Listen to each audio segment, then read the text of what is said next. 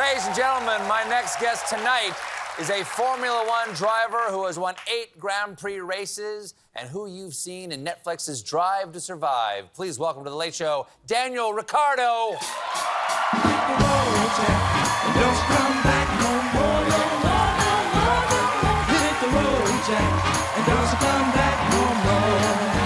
What you say?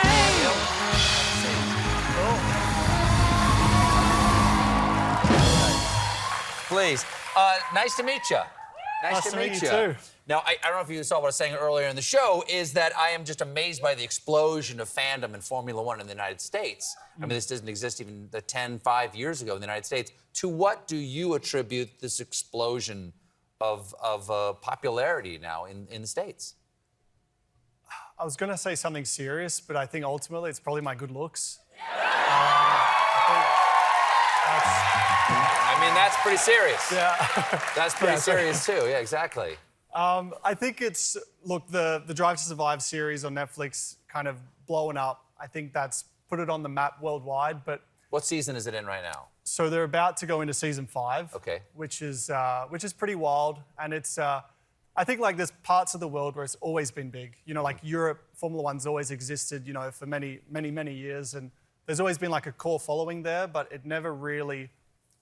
Let's say, I mean, I knew like the States, I feel it was inevitable to blow up here because you do sports so well, and it was just, I would say, a matter of time, but I feel like it accelerated through this Drive to Survive show now. Why is it so big in Europe? Like, why was it so big there first? I think, I mean, that's like the hub of motorsport and Formula One. Like a lot of the teams are based there. So even like me coming from Australia, that's where... So that's where I knew I needed to be. I needed to be in Europe. I needed to be there. That's where like a lot of the teams, the sponsors are, and ultimately the industry. So there's probably some history behind that. I can't. What are the fans like in different parts of the world? Can you hear a crowd or look at a crowd and go, I know where I am in the world based on what that crowd is like? Yeah. So I mean, Australians and Americans are very similar. I feel like just very like rowdy, fun. Like let's hang for a beer later. But then you have, I think like the real fun one is as well is Japan, because you have like complete both sides where they're the most intense and knowledgeable, like to a point where they're close to being stalkers, but then they're also so respectful and polite. So that's like a real interesting one as well.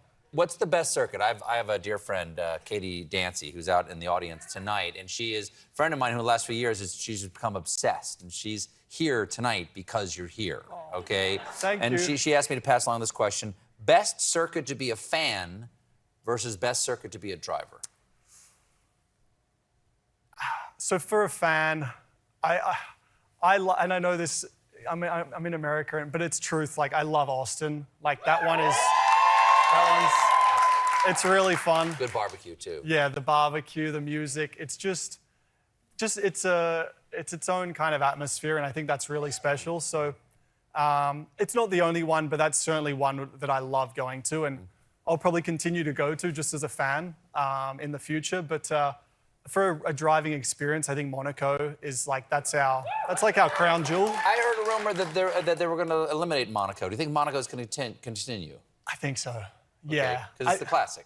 Yeah, that's like it's a staple, and to win that, it's so prestigious, and it's glamorous. It's kind of what I would say, like when you think of F1, you think of like the Monaco Grand Prix, like the yachts, the celebrities, the race. It's everything. So that one will stay.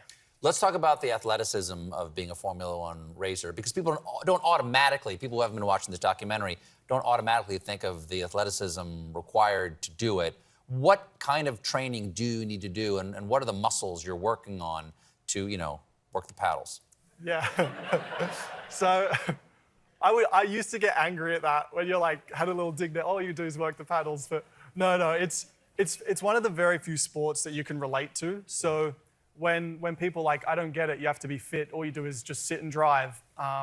So I used to kind of snap back and be like, no, it's a real sport, we have to be athletes. But it's, again, no one actually can say, if you want to go, oh, I want to drive an F1 car tomorrow, like you can't. There's 20 of us that do it in the world. It's not very accessible, so it's... 20, that's it? Yeah, 20 drivers on the grid, which is wild in itself, I feel. But yeah, it's mainly the G-forces. Like, that's the big one. How many Gs are you pulling on a tight turn?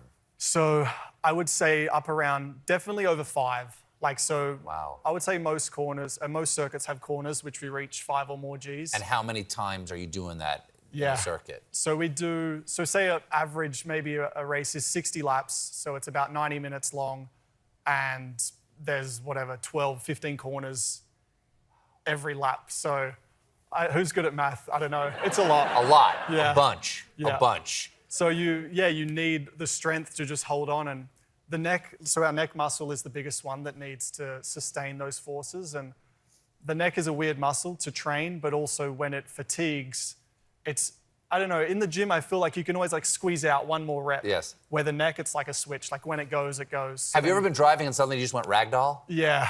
What's that like? So when I first got into F1, because also nothing really prepares you for F1, so you kind of have to learn the hard way. And what's it like? It's just pain, it's misery, it's... Because you got to keep driving. Yeah, and you can't do it very well because your head's going everywhere, like you lose your line of sight. So it's the few times you want a mechanical failure, so you just want it to be over. Would you call yourself an adrenaline junkie? Yeah. Do you do other dangerous things? Like, do you juggle chainsaws? What else? Have you bungee jumped? I'm not a psycho. Have you bungee jumped? I haven't bungee jumped. Well, I got that on you. Yeah, I bungee so- jumped. There you go. That's acceleration, 32 feet per second, my friend. Is it? I skydived, and that was already like above and beyond, because I'm kind of scared of heights. I'm very scared of heights. I would never skydive. Because See, at least I I know I'm tied to the bridge. See, bungee seems more scary. Why? Because the impact would be quicker? It seems more like real. I don't know, because you're staring at the ground like... You're looking at the rocks, Yeah. exactly. Where did you do it?